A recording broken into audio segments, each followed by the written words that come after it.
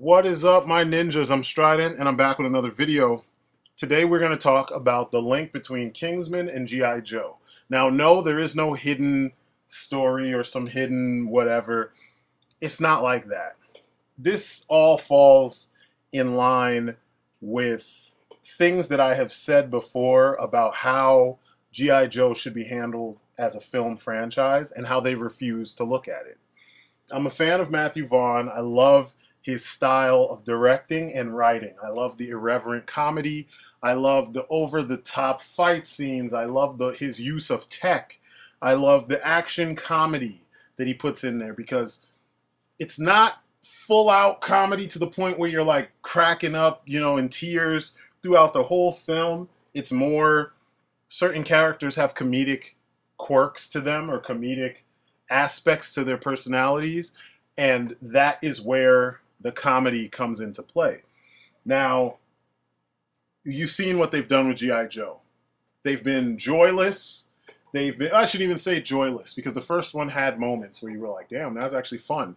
But it's turned into this confused, like, are they the real military or are they not the real military? Are they Delta or are they not Delta? Are they regular spec ops or are they not? Are they spies or are they not? Are they superheroes or are they not? Like Hasbro, Paramount, they don't know what the fuck to classify the Joes as and how to present them to us when all that's been taken care of in the books. Now, I feel that the style that Matthew Vaughn has shown in crafting the whole Kingsman series from comic, by Dave Gibbons. He did the artwork. I can't remember who wrote it. I think Mark Miller wrote it. I'm gonna look that up before I say that,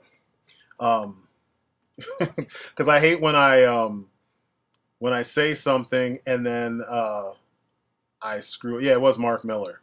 So it's Mark Miller and Dave Gibbons did the original art. Now, Matthew Vaughn and his people updated and added the style into it, because if you read the comic's very good, but it just doesn't have a whole bunch of style. A spy looks like a spy, like the stereotypical spy. A guy in a suit looks like a guy in a suit. Stereotypical suit, there's little style in there. And this isn't my opinion, this is fact. It's very devoid of style, and it's dated. When you look at like the cars and you look at the tech of the era, they didn't really push the envelope with those kind of things, and all that was fixed in the film version. Everything is 1,000% more interesting to look at. So with G.I. Joe, like I said, they can't figure it out. They don't know what the fuck it's supposed to be. You've seen the previous films. You had elements of, spies, and you had elements of just high action. You had elements of, I don't know, the toy line and the cartoon, and you had, which you need to have, obviously. That's not a minus. You had all these situations where you couldn't tell what the Joes were supposed to be. Are they superheroes? Are they Delta? Are they regular spec ops? Are they, and I shouldn't say regular, but are they spec ops? Are they, a separate branch of the military? Instead, they have them kind of looking like standard military and acting like standard military, and I don't think that works. It's also a flaw in the various versions of the comic, because the comic is selling, it's also a supplement to sell toys. So they have rules they have to follow. Characters have to show up in costume, and simply because the toy is wearing this particular costume. So G.I. Joe as an organization, it looks weird. What G.I. Joe actually is it's like S.H.I.E.L.D. It's a big ass organization with all these specialists, and all these guys are called into action when the world needs them. I mean, it's 100% like S.H.I.E.L.D. What the film version did in the first one is they gave you that. You could tell when you see all the Joes in the field, they aren't marked the way that other combatants on the field are marked. They've got very high-tech weaponry, maybe too high-tech. They had high-tech looking armor. made them look too much like X-Men, which was rectified in the video game where they just changed the color, and some of them wear BDU pants with the armor underneath. So they've got camo on, Duke had the tan and green, upper body I think was green or tan, and then the pants were green. Ripcord had like camo pants and the black upper body. Heavy Duty had camo pants and then the armored upper body. So it felt more along the lines of GI Joe, and I think that's how they need to do it. I also dug the fact that in the first GI Joe, the organization had their own camo. They didn't wear, just your standard, woodland camo or your jungle camo or your chocolate chip or your digital whatever. They didn't do all that. They didn't even wear standard urban camo. They wore something that was in between, our naval camo and the GSG-9 style, German style camo. I like that because it's instantly identifiable, and that's what they need. Now, when I say there is a link between Kingsman and GI Joe, the link is that the GI Joes, the Rogues Gallery, if you want to call it that, the threats, the way they handle the threats, they're not in the comics. They're not always handled in a way that shows how awesome these characters are. In the cartoon, a lot of times you got that. In the comic book, it would say that, but you would get a very straightforward, sequence. You know what I mean? And this isn't to knock them, but it's just that if you're going to do this and you want them to stand out, you're going to have to push it. I mean, when you read the comics and you see how the Joes handle a lot of stuff, they handle their situations like regular soldiers. They're supposed to be the cream of the crop, Ultimate Hawkeye, for instance, they tell you he was a former sharpshooter. He was a marksman in the Olympics. Archer, in the Olympics. They explain how deadly he is. And I use Hawkeye specifically because he has no powers. He's just really ridiculously good. I mean, they fucked it up down the line with him having ocular implants and all this dumb shit. But just Ultimate Hawkeye in the first or second Ultimates. I think it was the second one. He killed people with his fingernails. He got captured. He got... he had no other weapon, so he ripped his own fingernails out and was flicking them into the necks of his assailants, his captors.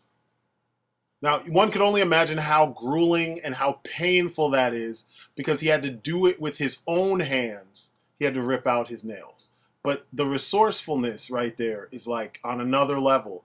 That's the kind of shit that we should be having happen in a G.I. Joe story. If it's a hardcore story, maybe not because kids might go see it, which I doubt it. At this point, I don't know why we pretend like kids are into G.I. Joe. Kids aren't into G.I. Joe of their own volition. They only know about G.I. Joe because of us old timers. You know what I mean? And I shouldn't even say old timers. We're not that old, but we're getting there. G.I. Joe is our childhood, and we introduced them to these awesome little plastic soldiers and all the craziness that they've gone through. So, you hear me talk, you hear Steve and the cats from G.I. Joeberg talk about the missions that we would send them on and the cool shit we'd make them do. A lot of other people talk about the stuff they want to do, but we're the most vocal about how we play with them. We don't just talk about collecting them. You know what I mean? And you hear us come up with all these situations that are far beyond what's been presented to you in many cases in the comics and in the cartoon, Some stuff has been presented in the cartoon, but we take it to the next level, Parallel dimensions, everybody knows about Worlds Without End. And all of us that played hardcore with our Joes, we all did that kind of stuff, All of us that played hardcore with our Joes, we created a universe based on, like a world, based on what we had available to us, There's a president. There's a regular army.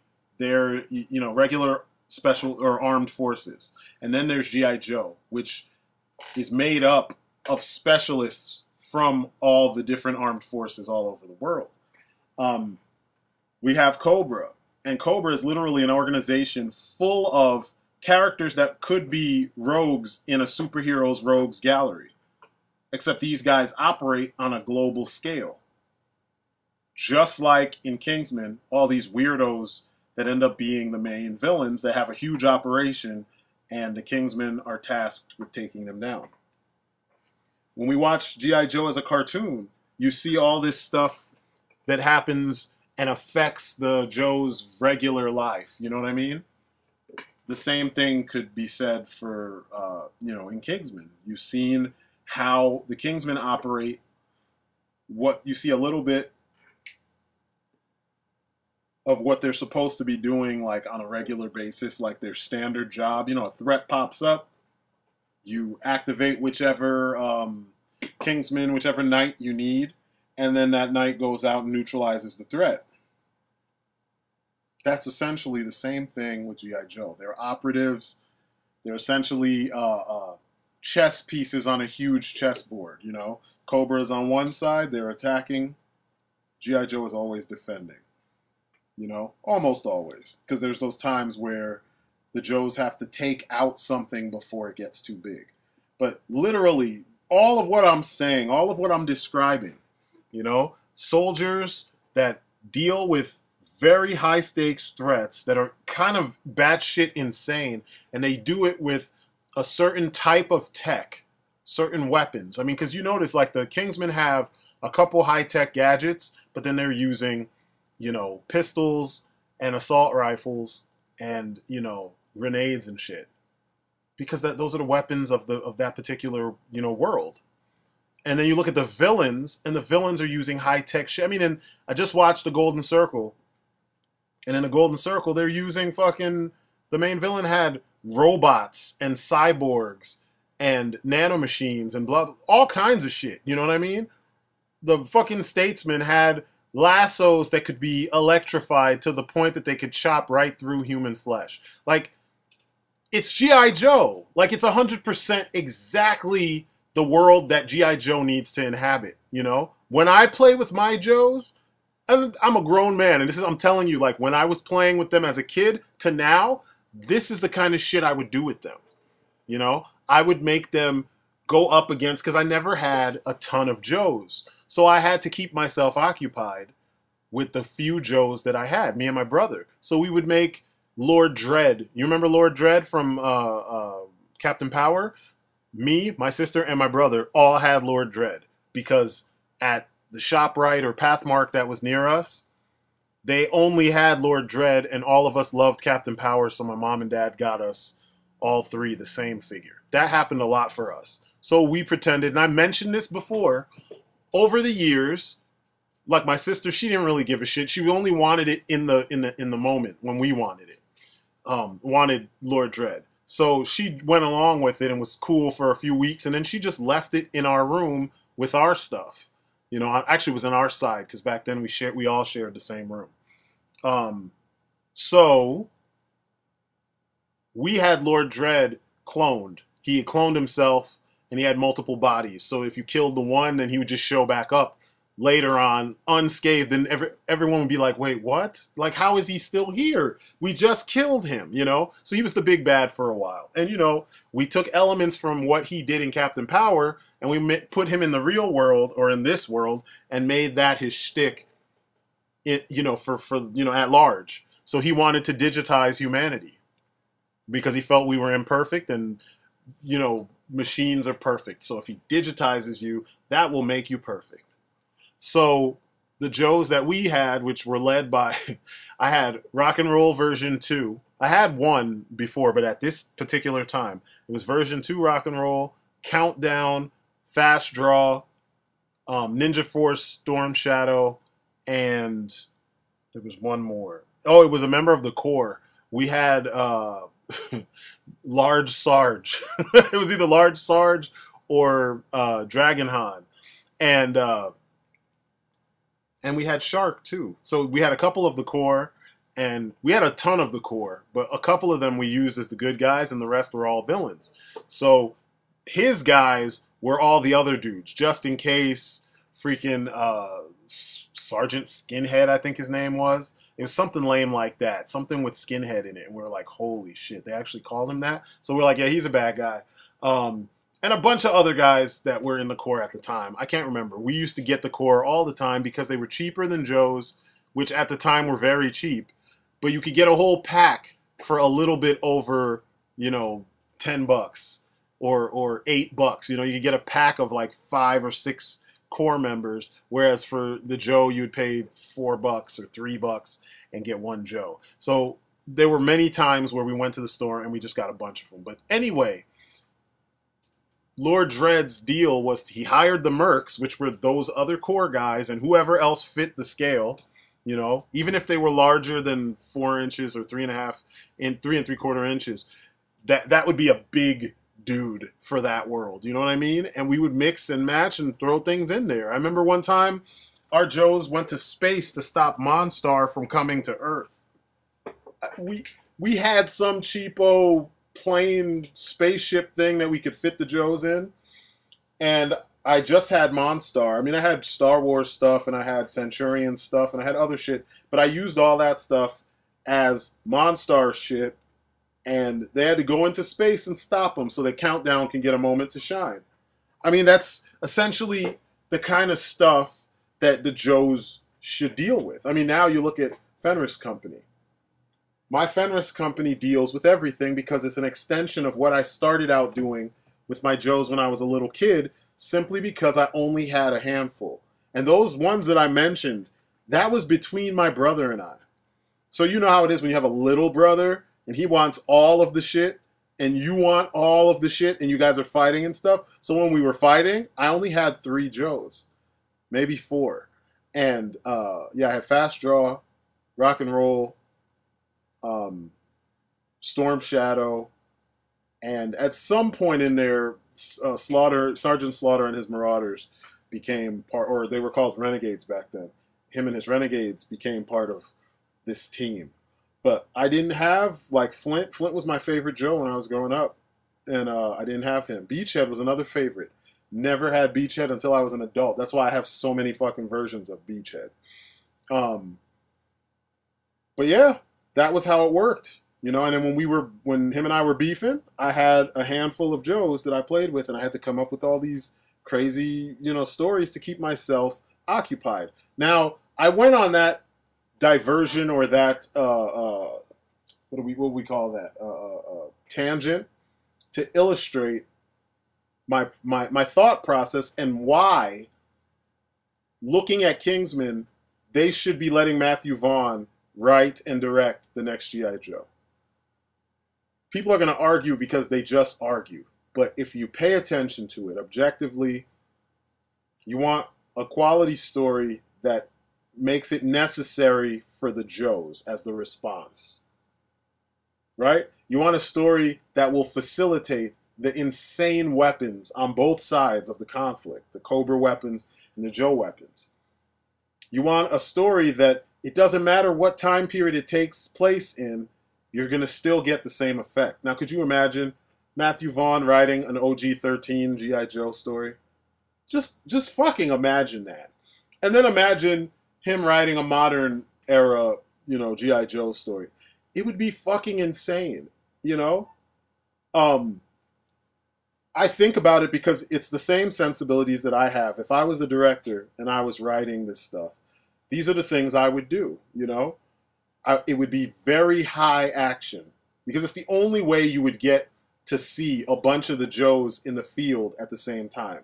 And that way everybody could be like, almost everybody could be like, because there's so many fucking Joes. So essentially a lot of Joes would have to be kind of cameos where you walk past them as you go through the data center of the pit or something, or you're in the mess hall, or you're in the freaking motor pool or whatever, and you see certain characters doing certain things. But like in the intro, you would obviously want to have, like, if this is after the OG-13 has been created, because this wouldn't be an origin story if we were to go with him. Maybe somewhere in the story they could explain or explore the origins for our benefit, but this would be more of a, they exist and now this is the mission that they're doing, that they're undertaking. But you could see a fire team or a small squad of Joes dealing with a threat, you know? And you see, like, this is what the normal military would do. This is what Joes do. This is what the Alpha Dogs do. You know what I mean? This is how good the Joe team is, you know? With all the spinning when you shoot, the dead shots, you know, with the marksmanship, where it doesn't matter what angle you're at, they hit the shot all the time. It doesn't matter, even if your specialty is fucking hazmat, they put a rifle in your hand, you hit the shot because that's what you fucking do. But then when we show a sniper, like, you know, fucking Lowlight, Lowlight hits shots that even the average Joe have to give him props for because it's shit that they can't do because he's that much more gifted in that area than they are. Just like martial arts. All across the board, they can all fight. Could you imagine that church shootout scene in Kingsman? But if it was like Joe's in a Cobra safe house? Oh my God. Like, could you imagine that? You could flip it. It could be a Cobra. It could be freaking Zartan going nuts on a bunch of dudes. It could be Storm Shadow going nuts on a bunch of dudes. Of course, if it was Storm Shadow, you would have more martial arts. It could be Alley Viper. Because like I said, Alley Viper is too cool to be a standard thug. He has to be the leader of the shock troopers. In my collection, I have a red shock trooper from one of those 3-packs from Retaliation, and he's a lead. And I have a couple other Alley Vipers, but I pretend that they're all the same one, except for one. So in my universe, I've only ever had two. There's only ever been 2 different Alley Vipers. And he's the shit. He's like their version of a super trooper. It just everything that I've seen in these 2 movies, you know, car chases with the vamp. And it doesn't matter which era we're talking about, you know. Come up with some fancy terminology for what kind of engine the vamp uses, because the vamp has to have a better engine than a standard, you know, Humvee in the regular military. It has to be faster. Joe vehicles should be tough as fuck, so they should be able to finish the mission with a carcass of a fucking, you know, vamp. You know, regular fire, small arms fire shouldn't do shit to most Joe vehicles, you know, because they're built to be armored, because they're going to take a beating because they don't have the high tech that Cobra has. Cobra, on the other hand, builds shit that does amazing stuff, and they may not be thinking necessarily about armor on all of their vehicles. But when the time comes, they will have vehicles, specific vehicles that are very armored, you know. His tanks, they're a dime a dozen. They don't need to be super special, you know, AT field armor, or AT field plus armor. They don't need that. They're infantry. They're out there. They're the fucking, you know, first line. I shouldn't even say first line, but they're right behind the infantry. They just need to operate like tanks, you know, high speed attack tanks. That's it. So we could have a chase with his tanks chasing a vamp. Could you imagine that? And that could be something in an OG-13 story. And then in the modern era one, we could do the same thing. Updated his tanks versus the updated vamp. It's like so many of these situations are just insane. Like, it just doesn't make sense that I'm the only one seeing this. I would be impressed if Matthew Vaughn does end up directing and writing GI Joe, whatever this reboot is, and that they use the Joes more like the way that they used the Kingsman in this, where you deploy a certain one or a certain team of Joes for a certain mission, much like many of the comics had done, where you would have a small fire team, you insert one of your lead people, you know, the alpha dogs, like I call them in my universe, the captains. You have them lead their small team, and they go and they take down a threat.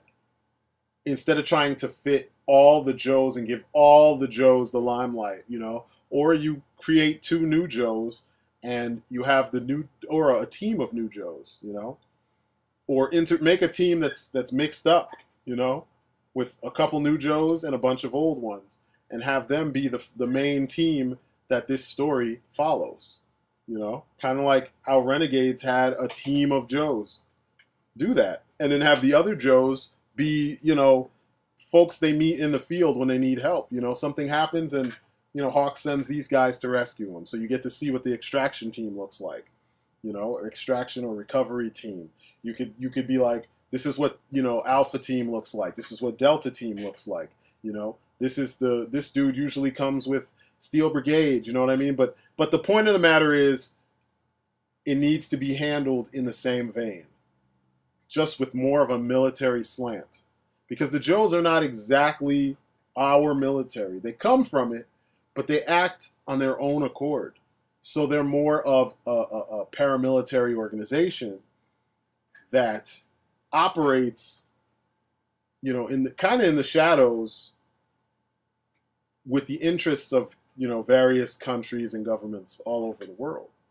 You know, when something is a threat to national security, be it here or abroad, and you know the response can't be tied to a specific country, the Joes get sent in.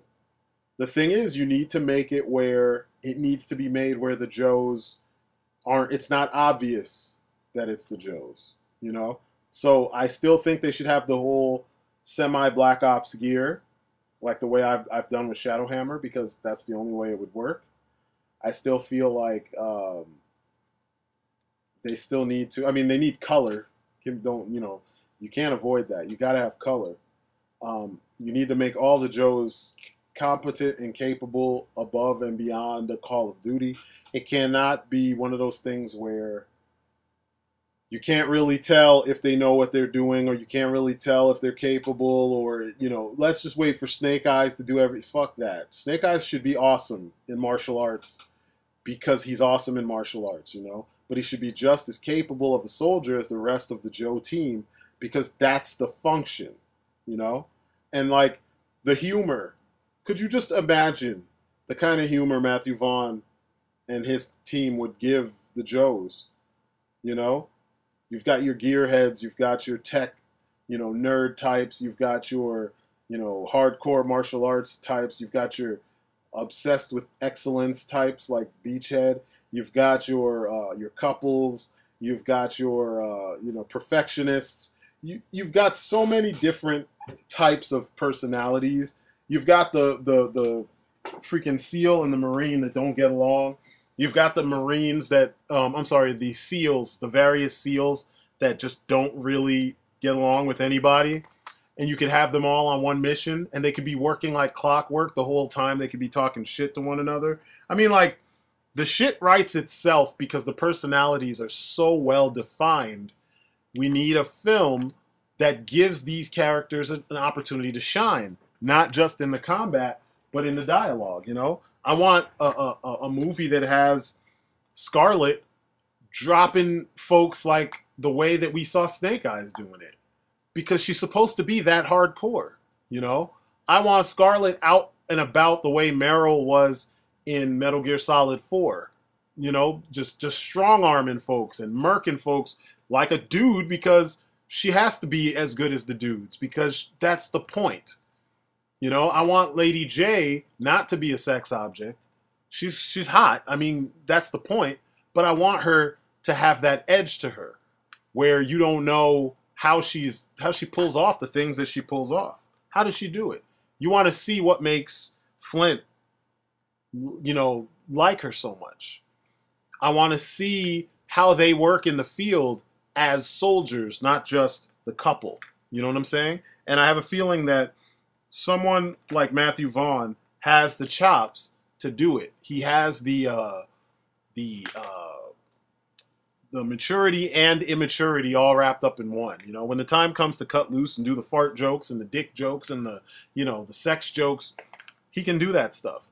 But when the time comes to have the Joes acting like Joes, he's going to show you the best version of, you know, what fancy, you know, super high level elite trained soldiers are supposed to look like. And in Cobra, he won't make a complete joke.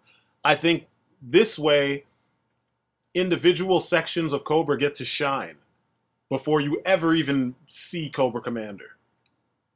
Because the problem is that they want to put everything in a Joe movie, and then they want to write it like a typical Hollywood film in which you wrap up all the loose ends by the end of the film. That doesn't help. That actually fucks up GI Joe's narrative because there's so many pieces to the puzzle.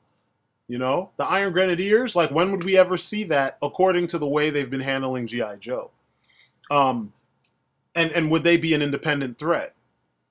What about